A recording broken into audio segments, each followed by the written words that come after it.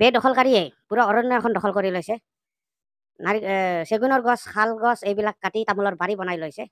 বহুত ডাঙৰ অৰণ্য এখন দখল কৰি লৈছে। মাননীয় মুখ্যমন্ত্ৰীয়ে নিজ মুখেৰে প্ৰকাশ কৰিছে। বলকচোন মই ভিডিঅ'টো মোৰ মোবাইল স্ক্ৰীণত দিছোঁ, আপোনালোকে চাই ল'ব। আৰু যদি কোনোবা মোৰ চেনেলটো নতুনকৈ আহিছে, চেনেলটো ছাবস্ক্ৰাইব কৰি দিবলৈ নাপাহৰিব, লগতে ভিডিঅ'টো এটা লাইক কৰি শ্বেয়াৰ কৰি দিবলৈ নাপাহৰিব। বলকচোন মোবাইলৰ স্ক্ৰীণলৈ।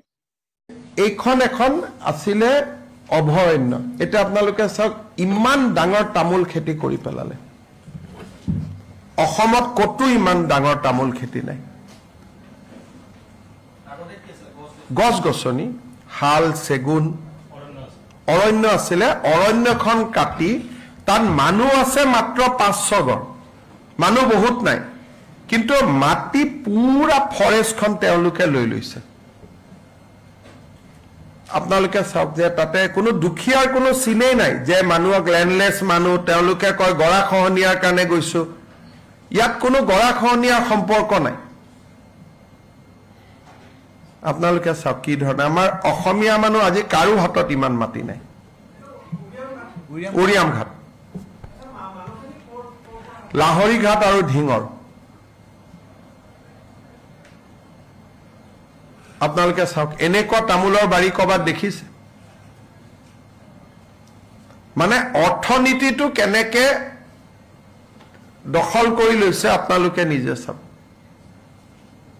আৰু গোটেইখন তামোলৰ বাৰী, হাজাৰ হাজাৰ বিঘা।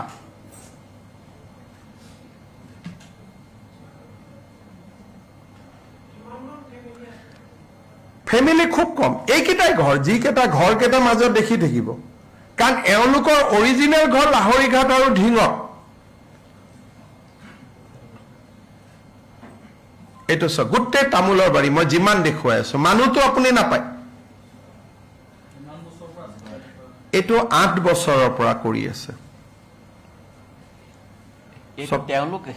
যিখিনি মানুহ আছে তেওঁলোকে কৰা নাই, তেওঁলোকে কৰা বেলেগ ইনভেষ্ট কোনোবাই। এতিয়া চাওক, এইটো ইয়াতে যিবিলাক মানুহে লৈ আহে, তেওঁলোকৰ চলে এটা মাতব্বৰ চিষ্টেম। এজন মালিক থাকে আৰু মালিকৰ আণ্ডাৰত মানুহ কেইজন থাকে। কিন্তু যেতিয়া লাহে লাহে তেওঁলোক ভোটাৰ হৈ যায়, MLA এটা পলিটিকেল পাৱাৰ হৈ যায়, তেতিয়া লাহে লাহে মাতব্বৰীটোৱেও আৰু নতুন মাতব্বৰো সৃষ্টি হয়। তাৰ ভিতৰতে তেওঁলোকে গৈ আৰু নতুন মাটি দখল কৰিলে। এইখিনি হ'ল এনক্ৰচমেণ্ট। মানুহ ইমান, এইটো ইয়াৰ পাছত আপোনালোকে থাকিবৰ কাৰণে মাটিটো ব্যৱহাৰ কৰা নাই, যিটো আমাক ইম্প্ৰেশ্যন দিয়ে গৰাখহনীয়াত খেদা মানুহ উপায় নাপাই গৈ আছে, সেইটোৰ লগত ইয়াৰ কোনো সম্পৰ্ক নাই।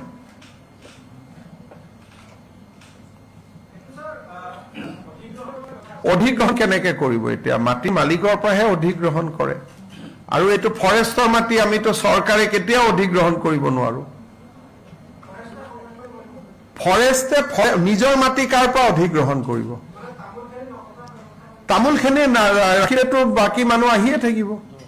ফৰেষ্টত তামোল থাকিব নোৱাৰে ন? ফৰেষ্টত শাল, চেগুন,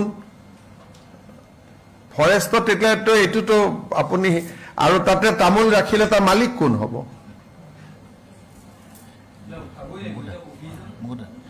হৈ যাব কিছুমান, মই কলো না প্ৰক্ৰিয়া আছে। এই গোটেইবোৰ গছ আছিলে, তাতে গ'লে এতিয়াও শাল গছ দেখিব, শাল গছৰ মূৰাটো দেখিব, চেগুন গছ দেখিব, ঠিক ফৰেষ্ট আছিলে। এতিয়া কোন অসমীয়া মানুহৰ হাতত ইমান মাটি আছে? জনালেতো এইটো অৱস্থা নহয়, বা জনালেও জনোৱা মানুহবিলাক কোন সেইটোও চাব লাগিব। মোক কোৱা মতে 3জন ৰেঞ্জাৰ আছিলে, তেওঁলোকো সেই তেনেকুৱাই আছিলে বুলি কৈ আছে। মই একশ্যনটোতো ল'মেই, সেইকাৰণেতো মই মুখ্যমন্ত্ৰী হৈছোঁ। সেইটো আপোনালোকক দেখুৱাইছোঁ কি? আগত কোনোবা মুখ্যমন্ত্ৰীয়ে দেখুৱাইছিলে নেকি? মইতো দেখুৱাইছোঁ আপোনালোক আহিব এভিকশ্যনৰ দিনা, আমি একশ্যনো ল'ম, আপোনালোকে একশ্যনো দেখা পাব।